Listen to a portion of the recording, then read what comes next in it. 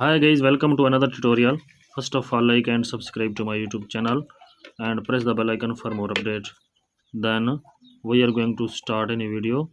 Please watch the full video, like the video and subscribe to my YouTube channel.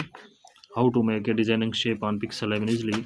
Open the Pixel Lab, select a shape, duplicate the shape, change the color of shape, select the stroke, adjust the color red,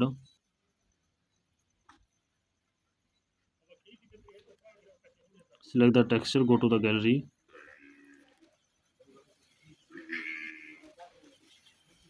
select a photo, to back the photo. Please like the video and subscribe the channel.